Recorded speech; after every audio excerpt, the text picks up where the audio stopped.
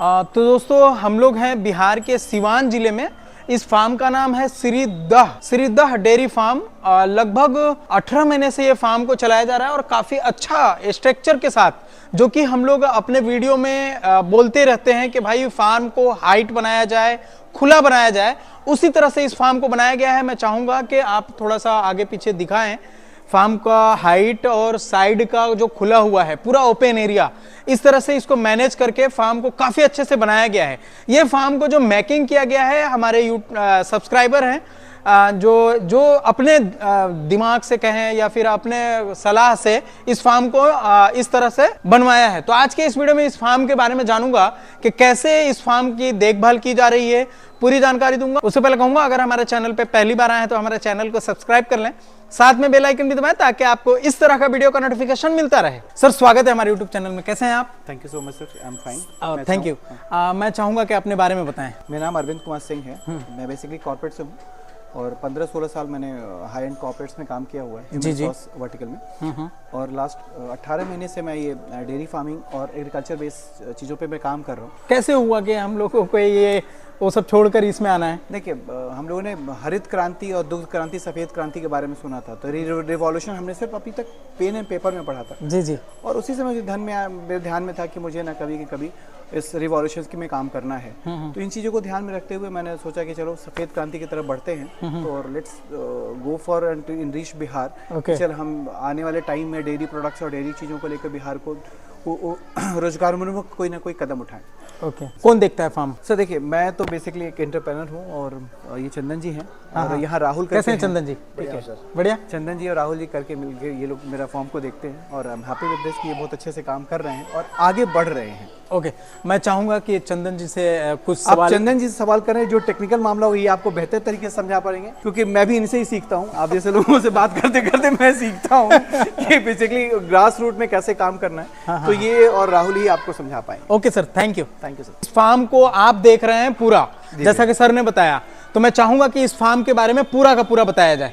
इजू भैया, सबसे पहले आपके सभी दर्शकों को मैं अपने तरफ से नमस्कार करता हूं। जी जी। और जैसा कि आपको पता है, जब भैया ने बताया कि श्रीदह डेयरी फार्म जसौली सिवान में स्थित है और पिछले 18 महीने से हम लोग इस फार्म को रन कर रहे हैं। भैया तो बस केवल इसको चालू कर रहे थे, लेकिन हम लोगों के भरोसे कि हमारे मतलब आप देखते हैं। हाँ, मैं जैसा कि मैं फार्म के और एक हमारे भाई हैं राहुल भाई, हम दोनों आदमी मिलकर, एक संदीप जी भी हैं, वो भी हम लोग के साथ में मतलब देखते हैं और अभी चल रहा है, अच्छे से चल रहा है। काफी अच्छा लगा, फार्म बनाए भी आप अच्छा है और इसकी हाइट, नाद की हाइट, जो भी हो सिस्टम बढ़िया लगा। ये हाइट कैसे? ये भैया ये सब तो मतलब आपके जैसे लोगों का ही देन है, क्योंकि आपका वीडियो हम पहले से भी देखते आ रहे हैं और हम लोगों ने देखा है कि इसको कैसे बनाना है। नहीं तो अभी अगर आम भाषा में बनाएंगे गांव के जैसा, तो एक तरफ से सेट डाल देते, एक तरफ से दीवार हो जाता और एक छोटा सा नाद हो जाता और गैया खाती रहती। लेकिन बहुत सारा टेक्निकल चीज हमने आपके वीडियो से देखा है और बहुत अच्छे से अभी तो चल रहा है अच्छे से। मैं चाहूंगा कि इसके बारे में बताएं कि कितना गाय से स्टार्ट करवाया आपने? 2 गाय लाए, 4 गाय लाए या पूरी 1 गाय लाए? कैसे हुआ इसके बारे में? भैया सबसे पहले हम लोग 6 या 7 गाय लाए थे। अगर शायद 7 गाय थी हमारे पास और हम लोग लोकल से ही परचेज किए थे। हमने किसान से ही परचेज किया, हमने कहीं दूसरे जगह से परचेज नहीं किया, किसी ब्रोकरेज एजेंट वगैरह से नहीं लिया है मतलब। और अभी हमारे पास में आप देख लीजिए कि 9 के आसपास में गाय है और 5 बच्चियां भी हमारे पास में, बच्चियां भी हम लोग पाल रहे हैं। नहीं, ब्रीडिंग करना है, ब्रीडिंग तो बहुत इंपॉर्टेंट चीज है। ब्रीडिंग कर रहे हैं जो भी अभी मतलब गाय के साथ आई हुई बच्चियां हैं, लेकिन अब जो बच्चियां आएंगी हमारे पास वो ब्रीड वाली ही आएंगी। जीनोमिक बुल बहुत इंपॉर्टेंट चीज है, बिना ब्रीडिंग का नहीं हो सकता।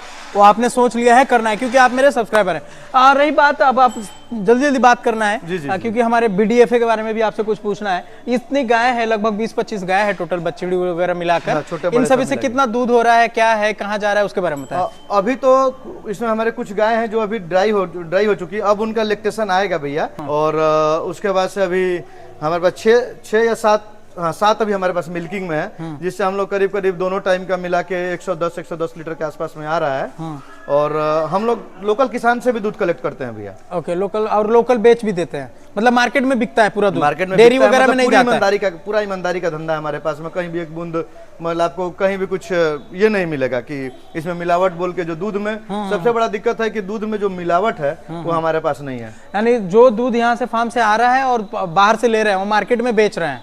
राइट? हाँ, लेकिन लगभग 110 लीटर दूध का आपको अमाउंट समथिंग 5000 के करीब में होता होगा अप्रोक्स। हाँ, तो 5000 में क्या इनका मेंटेन करना हो रहा है कि घर से जा रहा है, क्या है इसके बचत? फिलहाल तो देखिए अभी तो कैसे भी ये तो मान के चला जाता है कि डेयरी में 3 साल आपको रुकना ही है। बिल्कुल सही, 3 साल आप रुकेंगे। 3 साल जब तक आपका अपना फार्म का बछिया दूध न देने लगे तब तक आपको अपना सस्टेन करने के लिए मतलब घर से तो कुछ ना कुछ लगाना पड़ेगा। तो अभी तो हम इससे प्रॉफिट में नहीं है, लेकिन मुरादाबाद में एक ऐसा ट्रेनिंग इंस्टीट्यूट खुला है जहाँ पे आप 3 महीने की ट्रेनिंग लेके आप एक अच्छा अनुभवी फार्मर बन सकते हैं। गाय पालना चाहते हो या सर्टिफिकेट के लिए, सर्टिफिकेट से बहुत सारे फ़ायदे होते हैं। जैसे कि आप अगर गवर्नमेंट से कोई भी जॉब निकलता है वेटनरी में नीचे दर्जे का, तो आपको वहाँ पे नौकरी मिल सकती है। 3 महीने की ट्रेनिंग में आपको प्रैक्टिकल, थ्योरी सभी चीज़ बताया जाता है। मुरादाबाद में ये रेलवे स्टेशन से लगभग 3 किलोमीटर दूरी पे ये स्थित है।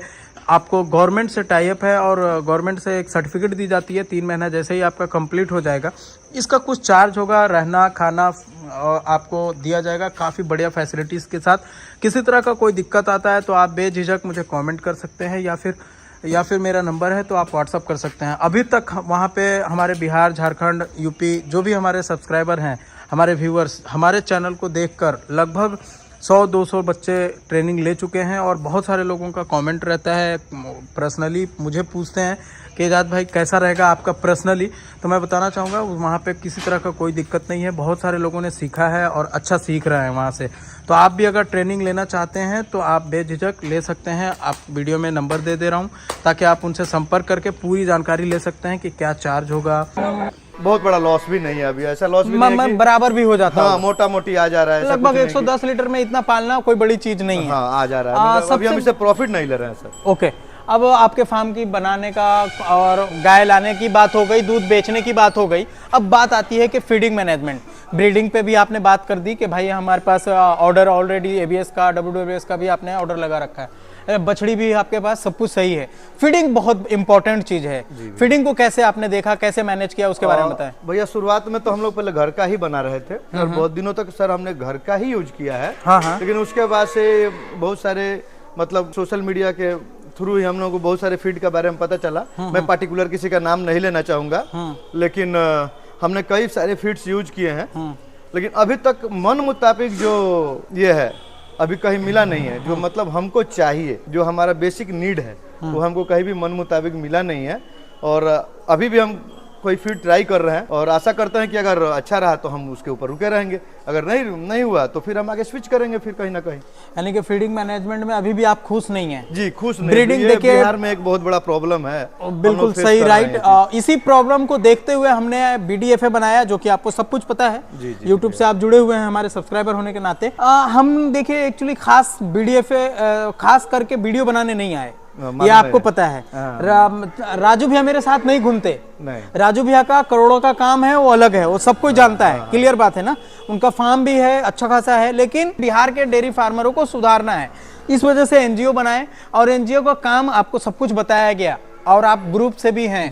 क्या चाह रहे हैं आप कि किस तरह से NGO काम करे? अभी तक जो बताया गया कि भाई सबसे पहले सीमेंट पे काम करेंगे, उसके बाद मिनरल मिक्सचर या फीड या जो भी हो आगे, या डॉक्टर या आपका लेबर टी, ये सब जो भी बताया इन्होंने आपको, क्या आपका कुछ डिमांड है BDFA से कि हाँ इस तरफ से होना चाहिए? देखिए भैया, अगर ग्रास रूट पे आएंगे तो BDFA का होना मतलब हमारे लिए वरदान के जैसा है। अगर BDFA जैसा हम लोग उसका प्रारूप बना रहे हैं, अगर उसी प्रारूप में BDFA आगे चलता गया, ऊपर वाले की दुआ रहेगी तो हम लोग पक्का एक दिन आगे जाएंगे। और हम चाहते हैं कि अगर BDFA में बिना किसी लाग लपेट के ईमानदारी से काम हो, और जैसा कि हमारे और आपके बीच में अभी चर्चा हुआ BDFA के प्रारूप को लेके कि हम लोग आपको सीमेंट देंगे, हम ओरिजिनल आपके पास में नहीं, डुप्लीकेट अभी बात हो रही थी कि डुप्लीकेट यहाँ मिल रहा है। बहुत सारे डुप्लीकेट मार्केट में ABS के नाम से मिल रहे हैं, SAG के मिल रहे हैं, पता नहीं किस किस नाम से आ रहे हैं, HSB, HRB करके बहुत सारे सीमेंट। हम लोग भी चूंकि हमारी गैया है, लोग अपने सीमेंट लेके आते थे, अभी तो नहीं आ रहे हैं, लेके आते थे तो हम लोग देखते थे तो हम संतुष्ट नहीं होते थे, क्योंकि उनमें कंसीविंग रेट भी नहीं है सर। अगर जब तक आप कोई अच्छा सीमेंट यूज नहीं करोगे तो आपको कंसीविंग रेट भी नहीं मिलेगा। हाँ, नहीं मिलेगा। और वो पैसा भी हमारा 200 रुपया 250 रुपया ही सही, लेकिन जा रहा है। और 200-250 रुपया के अलावा सबसे जो हमारा साइकिल खराब हो रहा है, ब्रीडिंग साइकिल, वो इम्पोर्टेंट है, 200 इम्पोर्टेंट नहीं है, इम्पोर्टेंट है ब्रीडिंग साइकिल खराब हो रहा है, बिल्कुल राइट, वो इम्पोर्टेंट है। तो हम चाहते हैं कि BDFA सीमेंट के ऊपर काम करे, जैसा कि आप बता रहे हो। उसके बाद से फीड के ऊपर, मिनरल मिक्सचर के ऊपर, डेयरी इक्विपमेंट्स के ऊपर, यानी हम लोग ने जो चीज सोचा है आपके मुताबिक वो सही है, उस तरह से करा जा सकता है। एकदम सही। अगर आप आगे उस तरफ काम कर रहे हैं तो सब लोग रहेंगे तो ठीक है। हमको लगता है कि BDFA चलेगा और आगे भी बहुत अच्छा काम हम लोग करेंगे भैया BDFA में। नए पशुपालक को, जो लगभग 18 महीने इस फार्म को आप देख रहे हैं, नए पशुपालक को क्या कहना चाहेंगे? भैया नए पशुपालक जो भी हैं कम से कम में शुरू करें। एक बार वो बहुत बड़ा हाइप अपने दिमाग में कैलकुलेशन ना बना लें कि मेरी गाय खरीदेंगे 18 किलो दूध करेगी, 50 रुपये लीटर के हिसाब से 900 आ जाएगा, जिसमें से 300 खिला देंगे 600 बच जाएगा। अगर इस तरह का कैलकुलेशन करके आप डेयरी फार्म कर रहे हैं तो भैया सॉरी, आप सक्सेस नहीं हो पाएंगे। आपको अपना 3 साल 4 साल कैसे रुकना है, क्योंकि गैया हमेशा 9 लीटर दूध नहीं कर पाएगी, 20 लीटर दूध नहीं कर पाएगी। एक समय आएगा कि वो ड्राई की तरफ जाएगी, फिर आपके पास क्या प्लान रहेगा? तो आप 2 से चालू करिए, अपने घर में एक बढ़िया बछड़ी तैयार करिए, उसके साथ साथ पक्का बछड़ी तैयार करिए। बछड़ी तैयार नहीं करेंगे आप सक्सेस नहीं होंगे। बिल्कुल एकदम आप बछड़ी तैयार करिए और तब आप सक्सेस होंगे। और उसके साथ साथ आप ये हरा चारा का और फीड बढ़िया खिलाइए। अब फीड बहुत इंपॉर्टेंट चीज है, क्योंकि दर्रा चुन्नी के चक्कर में पड़ेंगे तो फिर आपका बहुत सारा मिनरल और वो सब जो उसका एनर्जी का रिक्वायरमेंट है, जो उसको ऊर्जा की जरूरत है, वो नहीं मिल पाएगा। फिर कहीं ना कहीं आपका ब्रीडिंग पीछे होगा, और जब आपका ब्रीडिंग पीछे होगा तो आपका डेयरी पीछे होगा। ओके, बहुत अच्छा लगा आपसे मिलके, थैंक यू। धन्यवाद जी भैया, थैंक यू।